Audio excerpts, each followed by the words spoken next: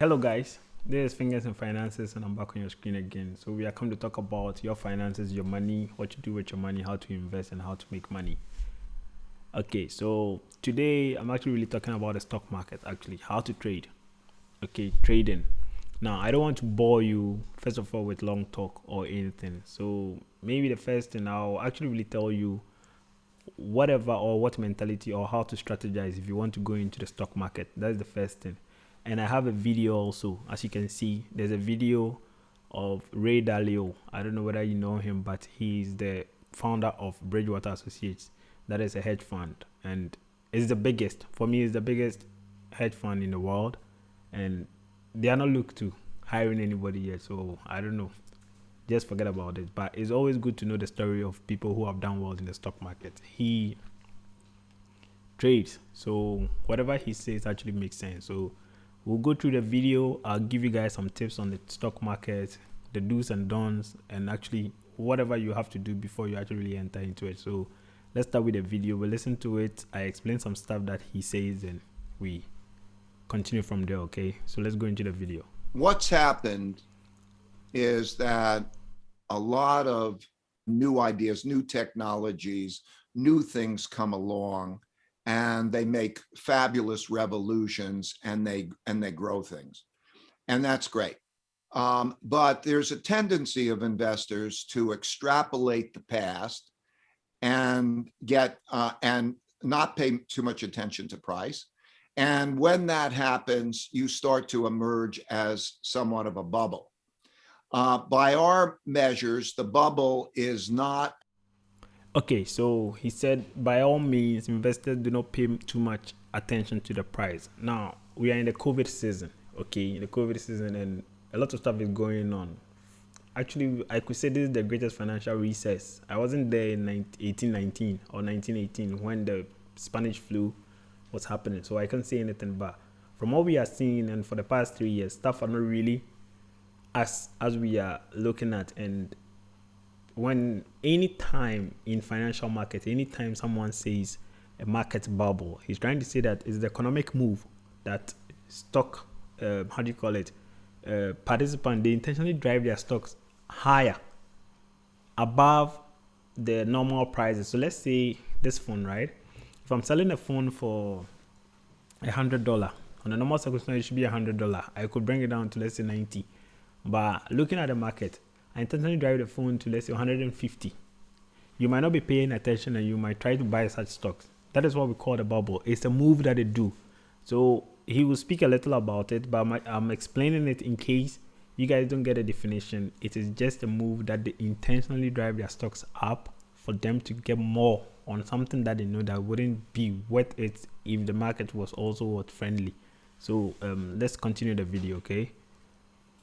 As what it was in 2000 and not what it was in 1929, but it's kind of like halfway there if I look at the types of qualities. In other words, and so what that means from a value point of view, if you're calculating, what can I realistically expect?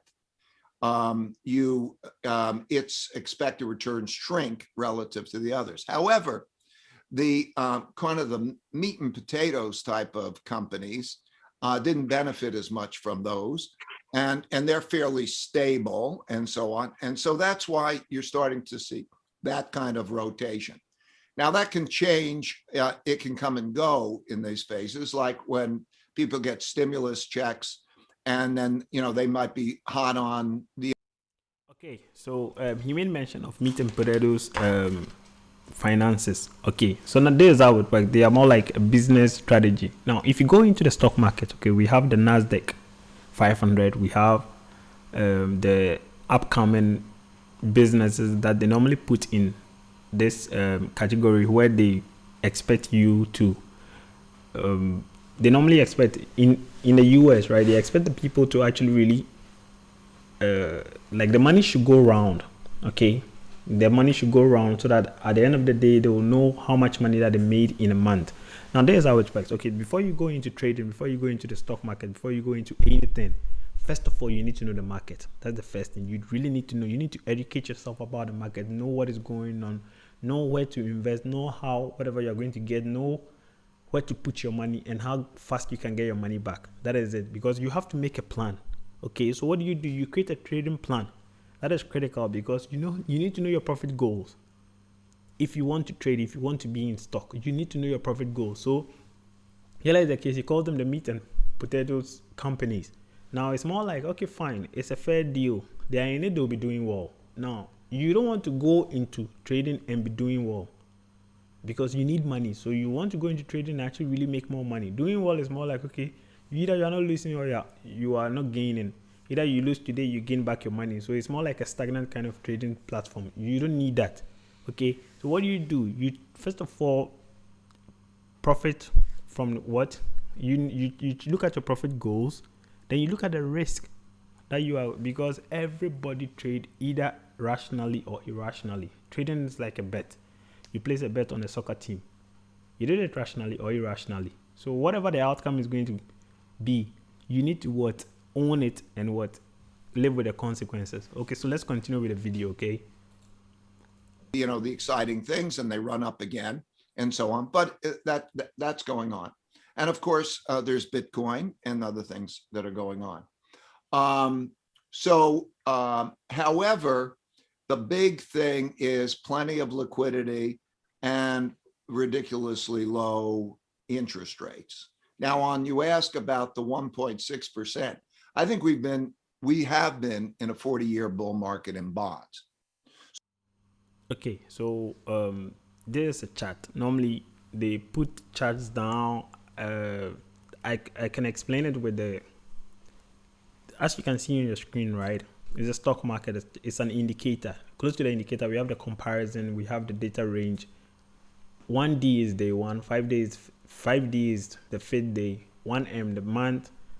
Anytime you see the year to this. We have 1 year, 2 years, 5 years, and maximum. Okay. Now all you're trying to tell you is that with this stock, that is the treasury yield in 10 years, it keeps rising.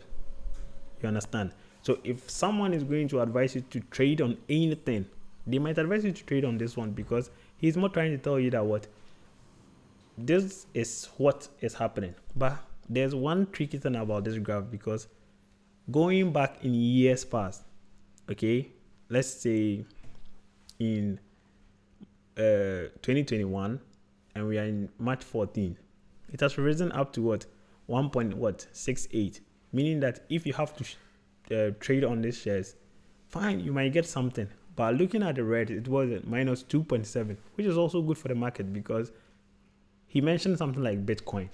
We all know how volatile Bitcoin is, and if you're going to talk about volatility, it's trying to say that anything that can rise or go up or go down, and especially it actually goes towards the west part, which means it can really go down. Anytime you see something is volatile, you should always know that it gets finished quickly and rapidly. So I'm not advising you not to go into Bitcoin, because a lot of people are there. Okay, me telling you not to go into it would be more like me trying to speak against something that I have been in Bitcoin. It didn't help me. It might help you, but with my advice, something that is volatile, you don't put your money on it. I'm not sure Ray Dalio has his money all in Bitcoin. I'm not sure, because his hedge fund is not Bitcoin. But okay, let's continue with the video. Okay, so now you look at that 1.6%. That's a negative 1% about real. Okay, so you're guaranteed. And you ask yourself, if you're going to hold a bond, any investment, the only purpose of an investment is so you can sell it to buy something you want.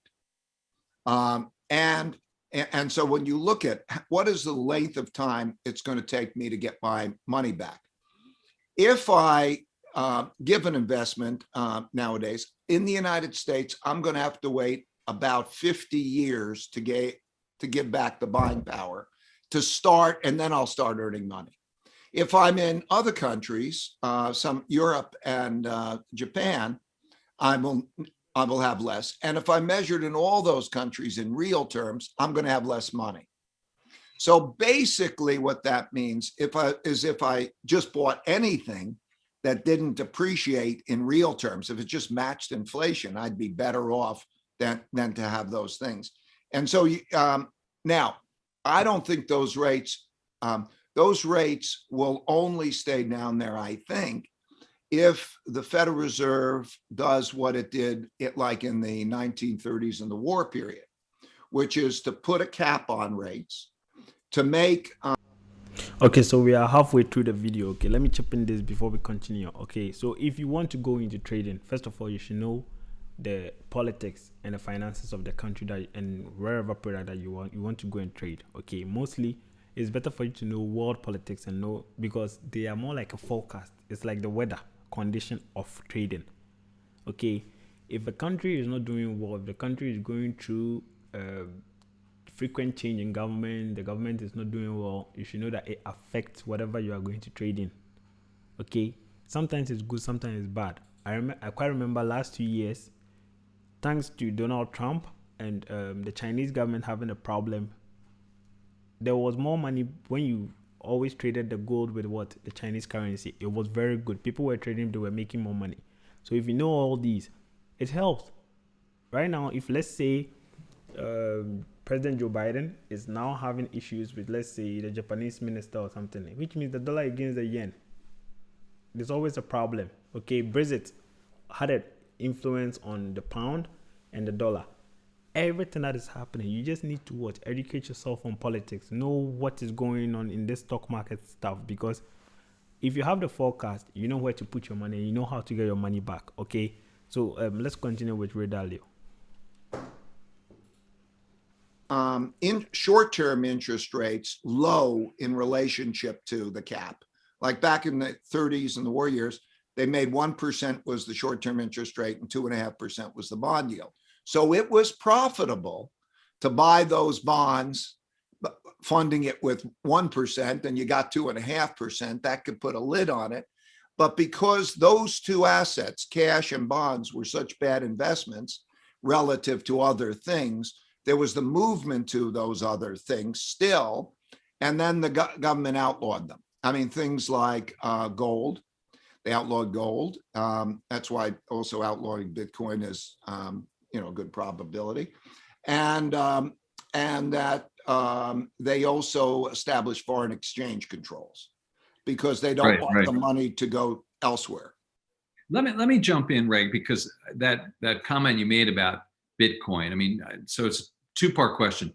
Is that in a bubble? Maybe three-part question. Is it dangerous? And what do you think the likelihood of the government outlawing it is? And is that even feasible? Bitcoin has proven itself over the last 10 years. It proved it hasn't been hacked.